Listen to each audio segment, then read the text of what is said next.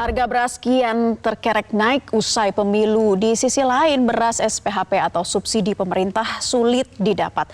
Pakar menilai ada perebutan stok antara pengusaha dengan pemerintah yang menggeber penyaluran bansos beras di masa pemilu. Benarkah demikian? Kami akan membahasnya lebih lanjut bersama dengan Arief Prasetyo Adi selaku Kepala Badan Pangan Nasional. Selamat pagi Pak Arief. Waalaikumsalam. Data real time Badan Pangan, harga beras premium dan medium kompak naik ini ya, di merata di sejumlah provinsi. Intervensi beras Bulog sulit jinakan harga? Terima kasih Mbak Naila, izin saya menjelaskan dulu kenapa harga beras saat ini tinggi.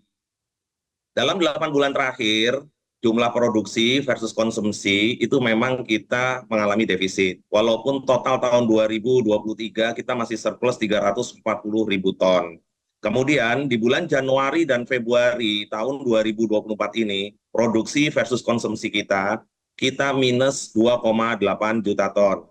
Terkait dengan hal ini, memang kami close coordination dengan Menteri Pertanian yang hari ini dengan jajaran bekerja keras untuk melakukan tanam. Ya. Jadi tanam itu harus minimal 1 juta hektar sehingga yang didapat panennya 2,5 juta ton per bulan. Dan ini confirm memang harus dikerjakan. Kemarin sempat tertunda tanam karena ada climate change El Nino di akhir tahun. Nah, bagaimana dengan harga? Harga hari ini untuk beras-beras yang berasal dari panen dalam negeri memang angkanya sekitar 14 sampai dengan 17.000. Secara mudah Mbak Naila bahwa harga beras itu ditentukan oleh harga GKP, gabah kering panen. Gabah kering panen yang ada saat ini dengan produksi yang terbatas di bawah 1 juta ton per hektar produksi setiap bulannya, ini meningkat dari sebelumnya sekitar 6.000, kemudian ke 7.000, dan hari ini di atas 8.000. Pada saat harga GKP, gabah kering panen di atas 8.000, minimum memang secara mudah harga beras itu adalah 2 kali dari harga gabah.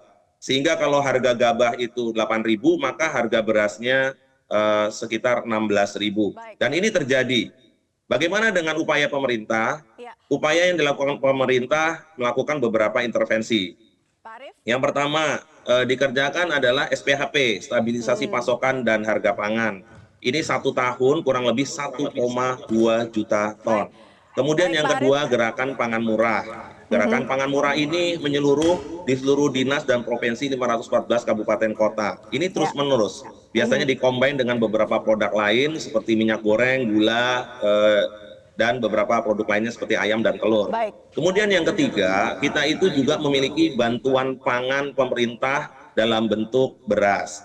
Ini untuk 22 juta KPM masyarakat terbawah ya melalui bantuan pangan pemerintah bentuknya beras A10 kilo setiap bulan. Jadi pemerintah tentunya melakukan intervensi.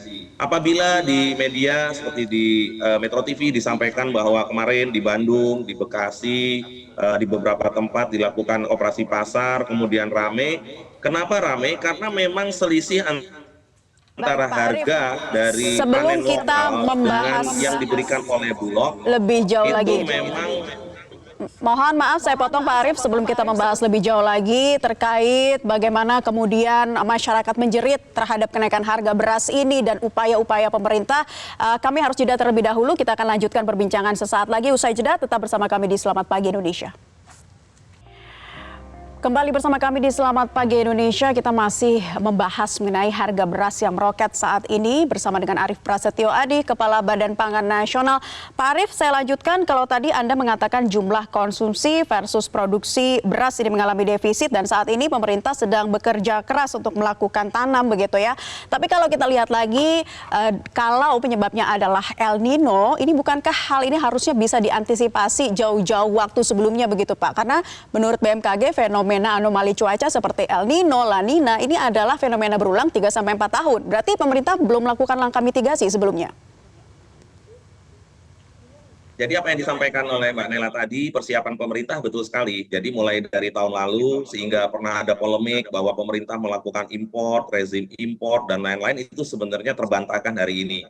Karena pemerintah itu melakukan importasi untuk cadangan pangan pemerintah, dan itu stok yang kita pakai hari ini untuk melakukan stabilisasi, termasuk yang ada di gambar ini di Jakarta oleh Pak Gubernur DKI Jakarta. Jadi sebenarnya beras itu ada, dan kami jamin cukup, tidak perlu panic buying karena memang pemerintah sudah mempersiapkan jauh-jauh hari. Kemudian berikutnya good news-nya adalah nilai tukar petani.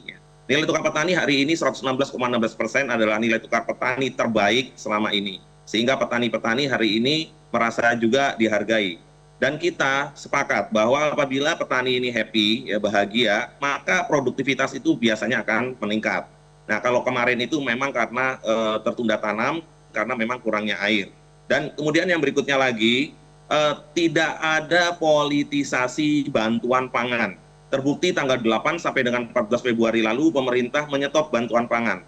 Walaupun memang impact-nya kita mohon maaf kepada 22 juta warga yang sangat memerlukan, ya sementara tertunda sampai dengan tanggal 14. Begitu tanggal 15 bersama Pak Presiden Joko Widodo, kita semua menuju ke Pasar Induk Beras Cipinang. Kita cek secara langsung, stok di sana sekitar 37.000 ton, dan itu artinya aman. Walaupun di dalam sana kebanyakan memang stok intervensi dari Bulog. Jadi tidak ada politisasi mengenai bantuan pangan. Dan ini semua sangat diperlukan.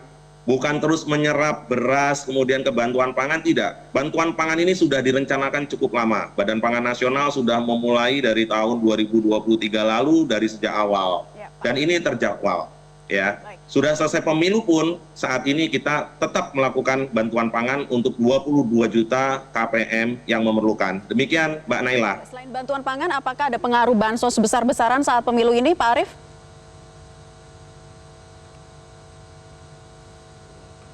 Justru ini sangat membantu masyarakat. Begitu tanggal 8 sampai 14 itu di stop, ya, masukan dari masyarakat kepada kami, kenapa bantuan pangan itu dihentikan dari tanggal 8 sampai dengan 14? Perut kami ini kan tidak ada partainya, tidak ada paslonnya. Nah, demikian komplain-komplain yang masuk, sehingga kami berupaya keras gitu ya. Karena penghormatan terhadap proses pemilu 8 sampai 14 Februari itu harus kita lakukan, dan ini diapresiasi oleh banyak pihak karena itu kita stop signifikan pengaruhnya begitu ya, sehingga tanggal 15 baru bisa kita mulai kembali. Dan Mbak Naila, kita tidak perlu khawatir, stok akan sangat cukup gitu ya. Kemudian di bulan Maret memang diproyeksikan akan panen 3,5 juta ton. Ini juga akan membantu akan penurunan harga di level gabah kering panen, walaupun kita harus jaga nilai tukar petani tidak boleh turun signifikan. Jadi harga di tingkat petani juga harus dijaga, tidak boleh di bawah harga pokok produksi, Mbak Naila. Jadi dipastikan untuk stok tahun ini mencukupi, Pak Arief?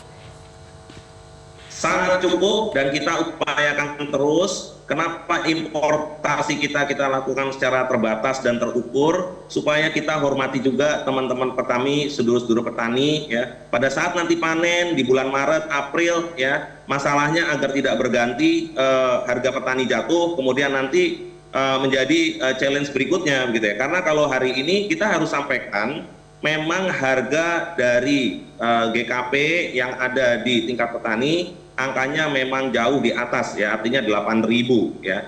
Sekali lagi, Rp8.000 itu maka akan terkoneksi dengan harga beras sekitar 16 sampai dengan 18.000.